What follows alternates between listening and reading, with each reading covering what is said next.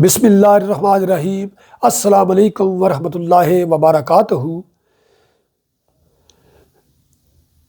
یا ودود صلی علی سیدنا محمد وآلہ وصحابہ انکا رحیم ودود۔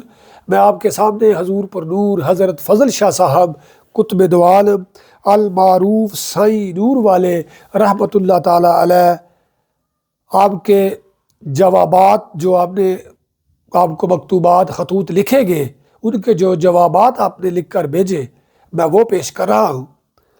یہ جوابات حضرت نواز رحمانی صاحب کی کتاب اخص الحواس سے لیے گئے ہیں۔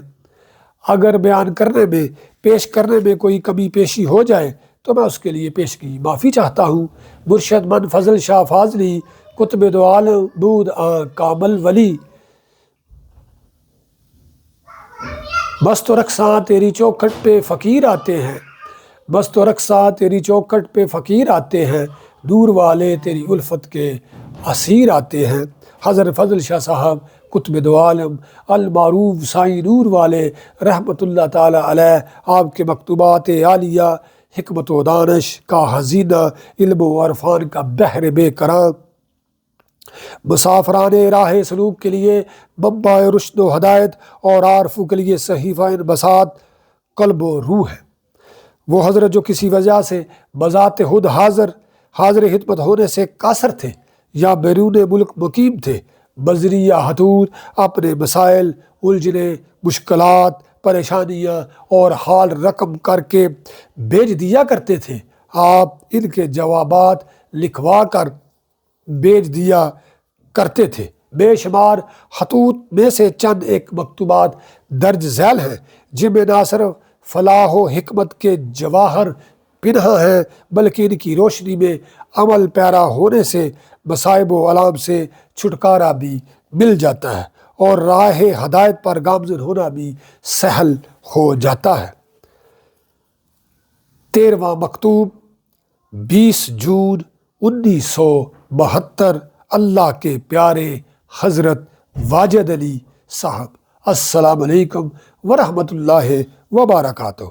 بزرگان دین کا فرمان فرمان حق ہوتا ہے۔ بزرگان دین کا فرمان فرمان حق ہوتا ہے۔ حق پر ڈٹے رہو، یقیناً تمہارا حق تمہیں ملے گا۔ کسی صورت کو نہیں دیکھنا چاہیے ورنہ معنوں میں ول یعنی کہ ٹیڑھ پڑ جاتا ہے۔ ہر مقام پر معاملہ فی سبیل اللہ رکھنا چاہیے، اس لیے فلاح و برکت حاصل ہوتی ہے۔ مصائب کو من جانب اللہ جانا جائے تو صبر کی توفیق عطا ہوتی ہے، اگر کسی صورت سے جانا جائے تو الجھنیں بڑھتی ہیں اور مقصود میں دیر ہوتی رہتی ہے۔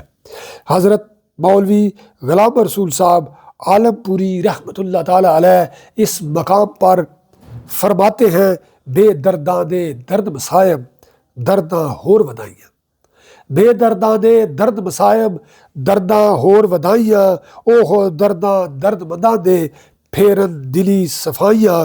بزرگانی کے فرمان سے ہی دنیا و دین کی فلاح ہوتی ہے، کیونکہ وہ سنی سنائی بات نہیں کرتے، اپنا حال بیان کرتے ہیں اور انعام کے قاسم ہوتے ہیں۔ اللہ تعالیٰ ہمیں بزرگان دین کی صفات کو اپنانے اور اجاگر کرنے کا شرف اور علم اور مرتبہ اور شان عطا فرمائے، اور اللہ تعالیٰ ہمیں آسانیاں عطا فرمائے اور آسانیاں تقسیم کرنے کا شرف عطا فرمائے۔